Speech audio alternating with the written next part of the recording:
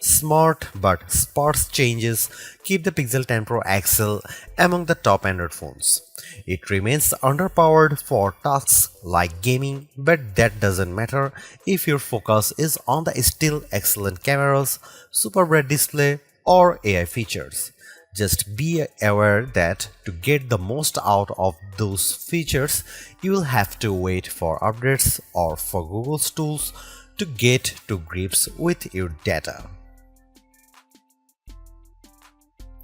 The Google Pixel 10 Pro XL is named in part after its size, but to get to grips with how good a phone it is, it would be wrong to focus on physical qualities alone. It is easy to point to things like the phone's incredibly bright display or its versatile cameras as major selling points. But this is a phone where the true value lies beyond the specs list. There are, in typical Google fashion, lots of AI features to play around with, features with a wide range of applications and utility. It's just a pity that Google seems to have learned some bad habits from Apple in not having all its features ready for launch day. Plus, Google flagship phones' inherent weakness in terms of power remains, even if battery life has improved. As the final big Android phone launch expect this year, I have been testing the Pixel 10 Pro XL against its main competition and also the latest iPhone just in case you are considering switching to or from an Apple phone. It's resulted in some of the most interesting phone comparisons of 2025 and I am thrilled to be able to take you through them. Pre-orders are up for the Pixel 10 Pro XL and its siblings until retail launch day August 28. If and when you decide to buy the Pixel 10 Pro XL, it will cost $1199. That's technically more expensive than the Pixel 9 Pro XL from last year, but what's actually happened is that Pixel dropped the 128GB model. It's a shame that you can't get a cheaper extra large Pixel now, but it's not strictly a price hike. If storage matters to you, you can spec 512GB or 1TB for $1,319 and $1,549 respectively.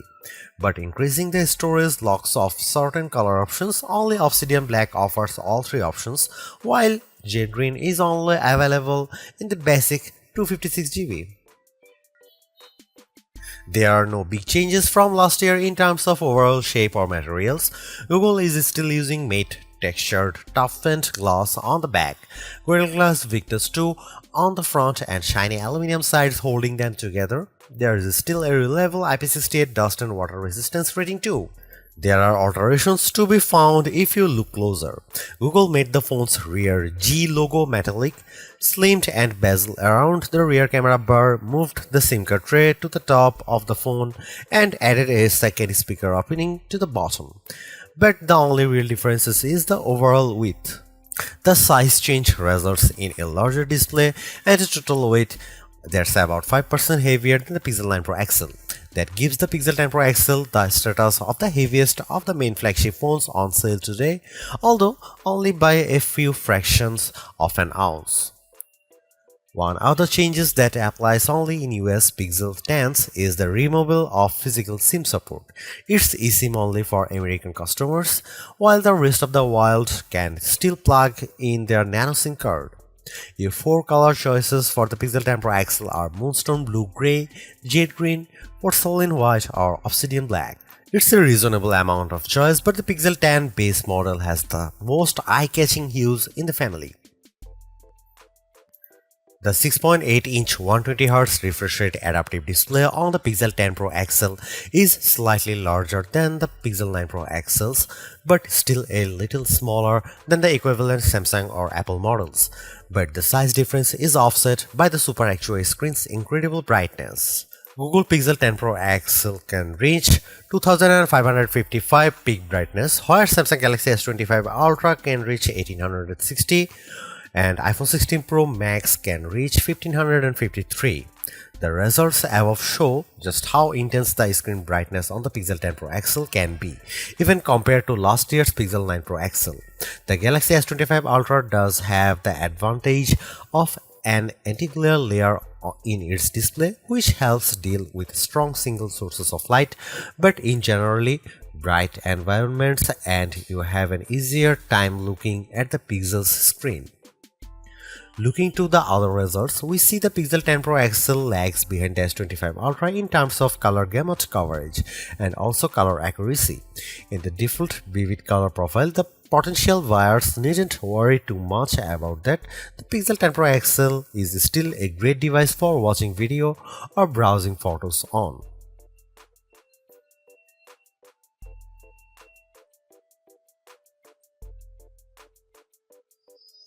You might be surprised to hear that the Pixel 10 Pro XL's camera are identical to the Pixel 9 Pro XL's, at least on paper.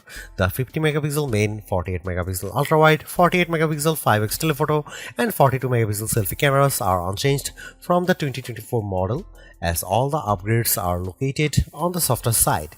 Here we can see some camera samples of the Google Pixel 10 Pro XL. Let's kick off the comparisons with main camera shot of a cottage. We see the first evidence of the Pixel 10 Pro XL's apparent default processing priority, balancing the brightness of all colors in the shot. This is perhaps why the Pixel's shot is much warmer, with the Galaxy S25 Ultra's image being cooler and brighter. Against the iPhone 16 Pro Max, the Pixel 10 Pro XL also looks less bright but punches up the colors in return. The trees in the background in this view across a park are much easier to make out in the Google photo. And how does it compare against the outgoing Pixel 9 Pro XL? This photo of disused telephone box shows that the Pixel 10 Pro XL gives slightly stronger colors on the blue end of the spectrum, but is otherwise identical to the Pixel 9 Pro XL's image. In the night mode, with our subject being mini bottle of Henderson's relish, we see the Pixel 10 Pro XL struggle to capture the light compared to the Galaxy S25 Ultra, but the Pixel does have less of a red color caused by the curtains in the room than the S25 Ultra, which could be an advantage in some cases. Switching to the ultra-wide cameras and looking over a small stream in a wood, the Pixel's image pales compared to the S25 Ultra's far brighter shot. This is likely as a result of the Pixel's relatively small sensor not capturing as much light and the post-processing not being able to do enough to compensate. Macro mode also uses the ultra-wide sensor, comparing to the Pixel's effort against of the iPhone 16 Pro Max of a pink flower. The Pixel's shot is darker, again likely because of its small sensor, but the image still has good contrast as we can still make out the detail in the flower's center.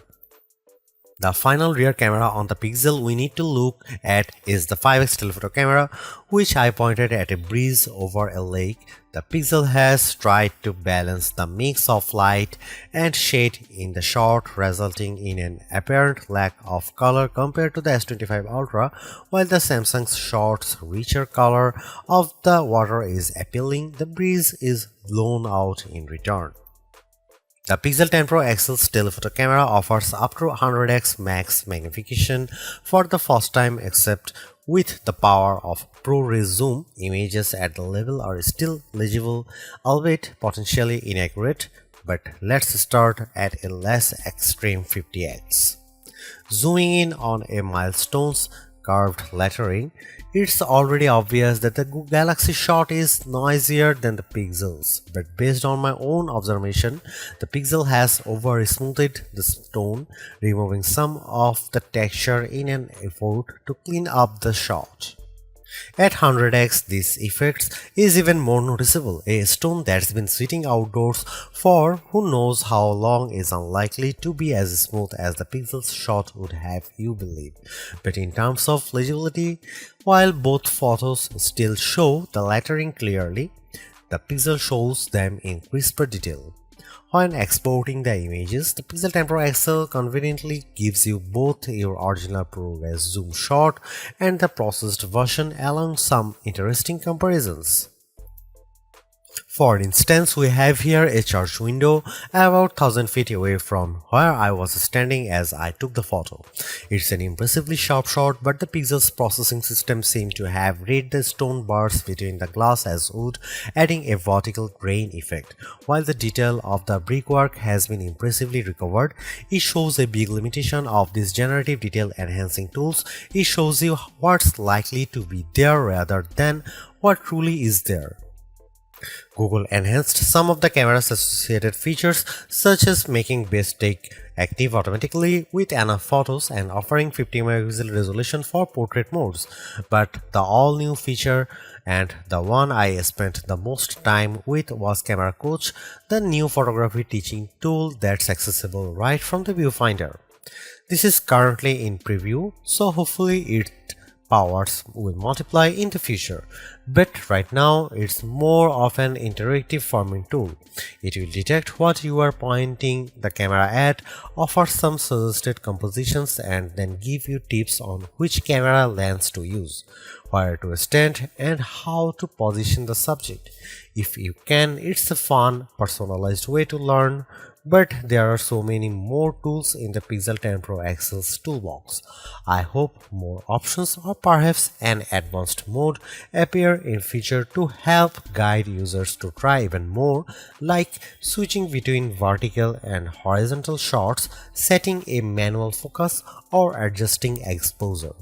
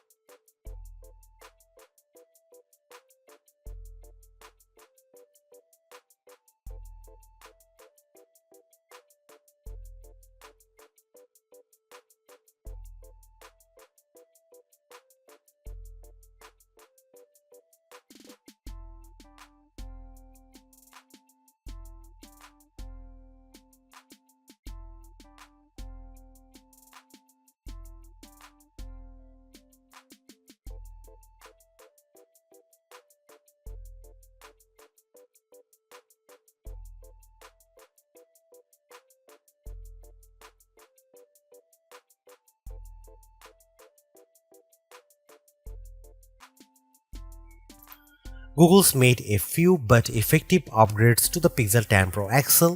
It's a masterclass in efficiency, changing and improving just enough to stay amongst the top of the pack in the most areas. The display's brightness is unmatched, and the camera's ultrawide perhaps aside offer a balanced, natural look that I can see a lot of people liking. It's unfortunate that the Pixel 10 series is still the lowest powered of the flagship phones on sale today and lags behind its main rivals on battery efficiency.